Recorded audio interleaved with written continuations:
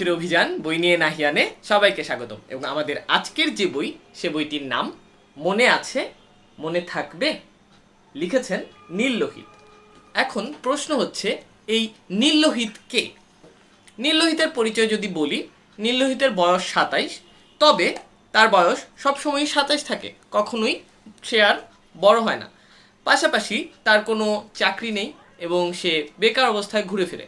মাঝে মাঝে সে চাকরিতে জয়েন করে বটে, কিন্তু সেসব চাকরি সে বেশি দিন করে না। এই নীল লোহিত লিখেছেন অসংখ্য বই এবং এর পেছনে যে মানুষটি লুকিয়ে রয়েছেন তিনি আর কেউ নন, আমাদের প্রিয় লেখক সুনীল গঙ্গোপাধ্যায়। সুনীল গঙ্গোপাধ্যায়ের লেখা একটি চরিত্র নীল লোহিত এবং এটি ওনার একটি ছদ্মনামও বটে। এবং নীল লোহিতের সত্তা এতটাই স্পষ্ট হয়ে ওঠে যে তাকে নিয়ে আসলে অনেক বই লেখা হয়ে গিয়েছে। সুনীল গঙ্গোপাধ্যায়ের আরও বেশ কিছু ছদ্মনাম রয়েছে, যেমন নীল উপাধ্যায় কিংবা সনাতন পাঠক, কিন্তু নীল লোহিতের জনপ্রিয়তা ছুঁতে পারেনি সেই ছদ্মনামগুলো। আর পারবেই বা কীভাবে? নীল লোহিত যেন আলাদা একটা সত্তা, এবং নীল লোহিতের বইগুলো যদি আপনারা পড়েন তাহলে আপনারা দেখতে পারবেন যে পড়তে পড়তে আপনাদের মনে হবে যে সুনীল গঙ্গোপাধ্যায় এর ছদ্মনাম কি নীল লোহিত, নাকি নীল লোহিত নামে কোনো রক্তমাংসের ব্যক্তি তার ছদ্মনাম সুনীল গঙ্গোপাধ্যায়। এতটাই গভীর আসলে নীল লোহিতের বইগুলো। নীল লোহিতের 8টি সমগ্র আমার কাছে রয়েছে, কিন্তু আজকে আমি বিশেষ করে এই বইটির কথা বলবো, যার নাম মনে আছে মনে থাকবে। কিন্তু এই বইটিতে দিকশূন্যপুরের কথা না থাকলেও দিকশূন্যপুরের কথা আমার মনে হয় অবশ্যই বলা উচিত যখনই আমরা নীল লোহিতের কথা বলি, কারণ নীল লোহিতের গল্পগুলোতে বিভিন্ন উপন্যাসে ঘুরে ফিরে দেখা যায় যে দিকশূন্যপুর নামে একটি জায়গার কথা প্রায়ই উঠে আসে। নীল লোহিত চরিত্রটি আসলে কলকাতার অলিগলিতে ঘুরে বেড়ায় এবং তার কোনো ঘটনার মাঝখানে সে আসলে খুব যে বেশি প্রভাব বিস্তার করতে যায় তা ঠিক নয়, এবং প্রভাব বিস্তার করার মতো আর্থিক সামর্থ্যও তার নেই। তার পুরো পোশাকের মাঝে দেখা যায় যে শুধুমাত্র একটি বুক পকেট থাকে, এবং এর কারণ হচ্ছে তার কাছে যেহেতু এত বেশি টাকা পয়সা থাকেও না, তাই সে মানি ব্যাগ ইউজ করে না, এবং 2-4 টাকা যা দরকার হয় সে তা বুক পকেটেই আসলে রেখে দেয়। এরপর সে দেখা যায় যে বিভিন্ন জায়গায় যায় এবং সেই জিনিসগুলো নিজের ভাষায়, নিজের যে অন্তর্দৃষ্টি রয়েছে তা দিয়ে আসলে সে ব্যাখ্যা করার চেষ্টা করে, বর্ণনা করার চেষ্টা করে, অনেকটা গল্প কথকের মতো। তবে একটা ডিফারেন্স হচ্ছে, গল্প কথকরা যেটা করেন যে থার্ড পার্সন হিসেবে একটা ঘটনাকে বর্ণনা করেন, কিন্তু নীল লোহিত এখানে খুবই আলাদা। নীল লোহিত ঘটনার বর্ণনা করেন ঘটনার ভেতরের একজন মানুষ হয়েই, এবং ঘটনার যে চরিত্রগুলো থাকে সেই চরিত্রগুলোর সাথেও নীল লোহিতের একটি সম্পর্ক থাকে, এবং এক এক ধরনের চরিত্রের সাথে এক এক ধরনের সম্পর্ক থাকে। এবং সে ঘুরে বেড়ায়, বিভিন্ন মানুষের মুখ দেখে বেড়ায়, এবং অনেক মুখ হয়তো থাকে বিশুদ্ধতার, অনেক মুখ থাকে প্রতারণার, সব কিছুই সে তার নিজের মতো করে ব্যাখ্যা করে। এবং আমার মনে হয় যে যারা একটু ভাবুক প্রকৃতির মানুষ, তারা আসলে নিজেদের আশেপাশের যে জগৎটা সেটাকে একটু ডিফারেন্ট অ্যাঙ্গেল থেকে আসলে নীল লোহিতের চোখ দিয়ে দেখতে পারেন, এবং দেখতে পারেন যে আসলে কিভাবে কোনো টাকা পয়সা ছাড়া, কোনো বিশেষ দায়ভার ছাড়া আসলে ঘুরে ফিরে বেড়ালে আসলে জগৎটাকে কত ডিফারেন্ট ডিফারেন্ট অ্যাঙ্গেল দিয়ে দেখা যেতে পারে, এবং তার বেশিরভাগই আসলে বাস্তব জীবনমুখী। এমন না যে খুব বেশি কাল্পনিক, খুব বেশি ইলজিক্যাল কোনো কথা হচ্ছে, রাদার আমাদের এই বাস্তবতার মাঝে থেকেই আসলে খুব সুন্দর করে বিশ্লেষণ গুলো উঠে আসে, এবং মনে হয় আচ্ছা এরকমটা তো আসলে আমিও ভাবতে পারতাম। তো এই জিনিসটিতেই আসলে নীল লোহিতের একটা সার্থকতা। এবং দিকশূন্যপুরের কথা বলছিলাম, তো দিকশূন্যপুরের ঘটনাটা অনেকটা এরকম যে সেখানে অনেক বেশি মানুষ দল বেঁধে থাকে, এবং দল বেঁধে থাকে বলতে একটা জায়গায় থাকে যেটির অস্তিত্ব আমরা সভ্য সমাজের অন্য কেউ জানি না। অনেক শিক্ষিত মানুষ তারা নিজের ইচ্ছায় দিকশূন্যপুরে থাকে, এবং তারা প্রত্যেকেই নিজের মতো করে জীবনযাপন করে। সেখানে এখন পর্যন্ত কোনো কলুষতা ঢুকেনি, এবং সেখানে বাস্তব যে আমাদের টাকা পয়সার সিস্টেম সেটিও আসলে নেই, এবং সেখানে বিনিময় প্রথা চলে। এবং সেই বিনিময় প্রথায় সবাই নিজের মতো কাজ করে, যে ধান চাষ করে, যে আলু চাষ করে, তাদের যখন নিজের অংশটুকু রেখে তারা বাকি সব কিছু এক জায়গায় রেখে আসে, এবং যার যেখান থেকে দরকার সেখান থেকে নিয়ে নেয়।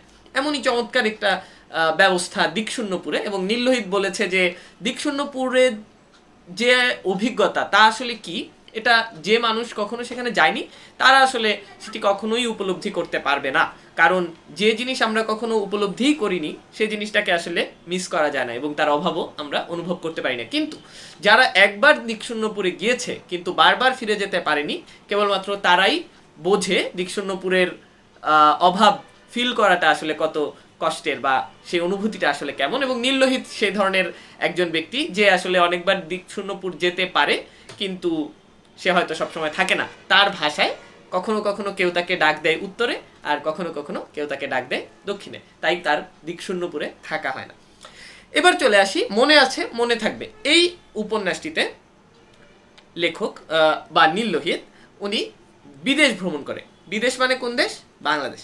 কারণ উনি যেহেতু থাকে ভারতে, কলকাতায় বিশেষ করে, তো দেখা যায় যে সে খুব দূরে অজপাড়াগাঁয়ে চা বিস্কিট খাচ্ছিলেন, তখন পেপারে দেখলেন যে তার দিদিমা অসুস্থ, এবং তখন তাকে জরুরি ভিত্তিতে চলে আসতে হবে কলকাতায়, এবং তার পকেটে কোনো টাকা নেই। তো সেই অবস্থা থেকে কিভাবে একটা মালগাড়ি খুঁজে সেই ট্রেনে করে বিনা টিকিটের যাত্রী হয়ে প্রচণ্ড জ্বর নিয়ে আসলে বাড়িতে ফিরে আসা যায়, সেই ঘটনার মধ্য দিয়ে আসলে এই গল্পের কাহিনী শুরু হয়েছে। এবং দেখা যায় যে নীললোহিতের যে ফ্যামিলি, তারা আগে হচ্ছে বাংলাদেশে ছিল, এবং দেশ ভাগের সময় তাদেরকে নামমাত্র মূল্যে এখানকার সব কিছু বিক্রি করে কলকাতায় চলে যেতে হয়।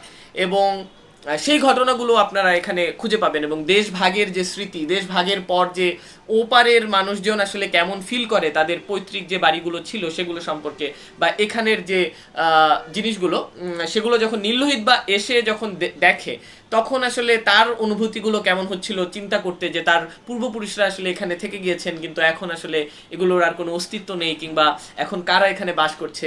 এই ধরনের একটা সুন্দর অভিজ্ঞতা কিংবা সুন্দর একটা স্মৃতি নীললোহিতের চোখে আসলে ফুটে ওঠে। এবং দেখা যায় যে নীললোহিত বাংলাদেশকে খুব পছন্দ করে, বাংলাদেশে তার কিছু বন্ধু পাওয়া যায়, এবং কলকাতার তার কিছু বন্ধু আসলে তাকে বাংলাদেশে আসতে সহায়তা করে, যেহেতু তার টাকা পয়সা থাকে না, আপনারা জানেন। এবং দিদিমার সেই শেষ ইচ্ছা পূরণ করার জন্য নীললোহিত কিন্তু তাদের সেই পুরনো পৈতৃক বাড়ির খোঁজে আসলে ঘোরাফেরা করে। ঢাকাতেই শুরুতে আসে, পরবর্তীতে সে যায় তাদের সেই পুরনো বাড়ির খোঁজে, এবং সেই বাড়ি খুঁজতে খুঁজতে যখন সে যেতে থাকে, তখন দেখা যায় যে তার ব্যাগ, এবং যে আলাদা একটা ব্যাগে সে পাসপোর্ট বা অন্যান্য টাকা পয়সা রেখেছিল, সেই জিনিসটি আসলে খোয়া যায়। এবং এরপর কিভাবে সে এই দুর্দশা থেকে অতিক্রম করে এবং একটা পুলিশ পরিবারকে খুঁজে বের করে, যারা হচ্ছে এখন সেই তাদের পৈতৃক বাড়িতে থাকছে। এবং সেই পুলিশ পরিবারকে নিয়েও আসলে রয়েছে নানা ধরনের জল্পনা কল্পনা, এবং তাদের যে পুলিশ দেখলেই তো নীললোহিত আবার ভয় পেয়ে যায়, তো সেই ভয় কিভাবে সে কাটিয়ে ওঠে, এবং সেই পুলিশ কিভাবে আসলে ঘুষ খায় না, এবং তার ফলে যে তার যে ভোগান্তি, তাকে যে অবিরাম ছুটে চলতে হয় বিভিন্ন এ পাড়ায় ও পাড়ায় অজপাড়াগাঁয়ে, যেখানে আসলে তাকে ট্রান্সফার করে দেওয়া হয়, কারণ হচ্ছে সে দুর্নীতির সাথে আসলে যুক্ত হয় না, এবং তার পরিবার যে কত দুঃখ কষ্টের মাঝে পার করে, এবং তার একটা মেয়ে রয়েছে যিনি আসলে হাঁটতে পারেন না, তো তার যে জীবনটা, সেই জিনিসগুলো আসলে নীললোহিতের দৃষ্টিভঙ্গি থেকে আসলে খুব চমৎকারভাবে ব্যাখ্যা করা হয়েছে। এবং বাংলাদেশের যে ভ্রমণ কাহিনী নীললোহিতের চোখে, সেটিও হচ্ছে আপনাদের ফুটে উঠবে যখন আপনারা এই বইটি পড়বেন, যার নাম মনে আছে মনে থাকবে। এবং খুবই চমৎকার একটা বিষয় বলি, এই বইটি কিন্তু এই বইটির প্রথম সংস্করণ, এবং এটি প্রকাশিত হয়েছিল 1993 সালে, এবং সেই সংস্করণটি আমার হাতে রয়েছে। এবং এই বইটির গায়ের মূল্য যেটি এই বইতে দেয়া রয়েছে, অবশ্যই আপনারা বুঝতে পারছেন এটি একটি পুরনো বই, এখানে দেয়া রয়েছে 25 টাকা। আমি ধরে নিচ্ছি এটা 25 রুপি ছিল 1993 সালে যখন সেটি প্রকাশিত হচ্ছিল, তো আপনারা বুঝতেই পারছেন যে কত পুরনো একটি বই। তো নীললোহিতের এই বইটি এত বছর পরেও আমার কাছে আছে, সেটি চিন্তা করে আমার কাছে বেশ ভালো লাগে। এবং এই বইটি সম্পর্কে বইয়ের ফ্ল্যাপ থেকে পড়ে আমি আমার আজকের ভিডিওটি শেষ করব। না, নেপাল নয়, নেপালে যেতে ভিসা পাসপোর্ট লাগে না, তাই নেপাল যেন আধা বিদেশ। আমাদের সবচেয়ে কাছাকাছি যথার্থ বিদেশ এখন বাংলাদেশ। শুধু তাই নয়, এই এক বিদেশ যেখানে পায়ে হেঁটেও যাওয়া যায়। এই তো শ্যামবাজার থেকে শুরু হয়েছে যশোর রোড, সেই রাস্তা ধরে নাক বরাবর গেলেই যশোর। অবশ্যই মাঝখানে আছে সীমান্তের বেড়া, আছে সেপাই শান্তি। ভিসা দেখালে তবে ছাড়। তবে সেই বিদেশেই কিনা এতকাল যাননি নীললোহিত। অবশ্য যাই বললেই তো যাওয়া যায় না, ভিসা দেখালে ছাড়ে বটে, কিন্তু ভিসা পাবারও রয়েছে নানান শর্ত। অত সব শর্ত টর্ত মেনে কি নীললোহিতের পক্ষে যাওয়া সম্ভবপর? কিন্তু সেই অসম্ভবই সম্ভব হলো এবার। কিভাবে? আর কি অসামান্য অভিজ্ঞতা সেই ভ্রমণের অনুষঙ্গে, তারই এক হৃদয় ছোঁয়া বিবরণ এই উপন্যাসে। শুধুই ভ্রমণ বৃত্তান্ত নয়, মানুষের তৈরি যাবতীয় কৃত্রিম দেয়াল মুছে যাওয়া তীব্র ভালোবাসারও কাহিনী এই বইটি, যা মনে থাকে মনে থেকে যায়।